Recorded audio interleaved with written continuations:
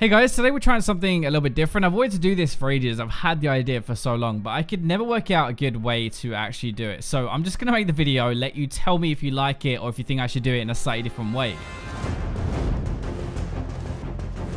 In this video, we're going to very quickly look at the biggest changes so far since 7.12, like the stuff that we didn't really expect to change, but massively did. First up is the AD carry shift in the meta, probably the biggest thing starting with JHIN. I abused JHIN to climb when he was overpowered. I've got no shame at all, so I'm so glad he's back. Some of the important stuff with this one is he's way more popular in every single elo since the buffs this patch, which were a base damage nerf actually to his Q, but an AD ratio increase. JHIN is probably the biggest reason Zaya has dropped in win rate again actually. He's going even with Caitlyn, which is good, but beating Lucian as well. Another big reason he's so good is because of the build. You've got so many options. Like we have Essence Reaver into crit, which is more like spell based, I guess. We could also go Infinity Edge into crit, which is less about your spells, but more about the fourth shot crit damage really. Or even triple crit is actually legit with rapid fire cannon and Shiv when you're running Warlords. Ghost Spade first is a real like lane fiesta type game, I guess, and Death Dance first will be a better lane phase and you're harder to kill as well. So it kind of covers your lack of mobility. So basically when we look at that, like lane bully build, we have that check, like mid-game scaling crit build check, mid-game damage and survival build, we've got that as well. Like it covers every type of AD carry player, to be honest. No matter how you want to play JHIN, you've kind of got to build to do it, which is really good. So the best JHIN players as well this patch are rocking a 60% win rate. He's back big time. Also, as we mentioned, Zaya is down a bit more because of that, and also because Caitlyn is kind of back to broken mainly because of the second biggest change. We're now back to Doran's blade instead of a Doran shield again for AD carries. It didn't last long at all, like 2 patches. This patch though, almost every AD is buying Doran's blade again and winning more with it as well. So it actually is a better choice over the Doran shield. I think Twitch is pretty much the only one actually who can buy the shield and not care because he's that overpowered. And you can legit, like you can actually, you can run it down mid and you're still going to carry mid game anyway. But yeah, so more Doran's blade is going to mean lane bully champions are better, right? So Draven and Caitlyn mostly, to be honest. Caitlyn is back up in win rate and play rate this patch. Doran's shield kind of cucked her before, I guess. It doesn't do that as badly now. And also the support meta means she can get an even bigger lead, I think. Lane phase does not mean as much in general in the game anymore, but for Caitlyn, it kind of does. Like, how do I put it properly? So for scaling champions, right, they have to just survive and enter mid game. Caitlyn can do the same, sure, but she can just win the lane phase and then scale even better mid to late. It's really scary. Basically, Caitlyn with a lead doesn't fall off, so it's worth more having one to start with. Whereas like Lucian can get ahead in the same way, but might as well just fap instead of playing once you reach team fights against a Twitch or a Caitlyn late game. That's what I mean. Now, speaking of supports, actually, I mentioned that a little bit earlier. Like the third biggest change are the playmakers are back bot lane. There are 2 sides to this. The fall of Lulu and Karma really to pretty trash tier actually, but the rise of Blitzcrank, Thresh, and Braum. These more aggressive supports mean more action actually, more roaming, bit of a faster game, and also more fun in my opinion. Nobody likes diving into a fight and feeling useless because they have a billion shields and heals to keep everyone alive, so you just can't kill anybody. So Lulu and Karma still scale really well, but these shielding supports are actually item reliant now and need gold, which is kind of weird, like the opposite of what supports are normally like. Redemption kind of needs sensor or something else to make it legit now, so that's a lot more gold they need. If they don't get them, they can't really do their job as overpoweredly as they could before. Also, you have to remember the locket got changed, so it's no longer as good on these supports, so they've lost another low-cost shield they used to use. What that really means is if you spank them in the lane phase, they can't get their items, they can't do that job as well as before, and they aren't really that strong anymore. That's kind of where your boy Blitz comes in, like, or Thresh, I guess. Like, shut them down early, fight them, and you make everybody's life much easier. I think this is actually the first time since Lulu's kind of been overpowered where she has a sub 50% win rate this patch, so that's a big drop for her. One thing to remember as well is shields and keeping someone alive and stuff is less worth it because of the next thing, the rise of split pushers again. This is my 4th point, so you can thank Riot for this one as well, to be honest. Obviously, Yasuo and Riven are super popular because of their new skins, and you didn't really need to watch this video to know that. What this does open up even more though is the split push way to win. Rift Herald has been slowly going to top laners more and more now, so they can just grab a few towers and they kind of create that pressure from across the map. How this ties into supports is Lulu wants to fight a lot, right? Like to keep somebody alive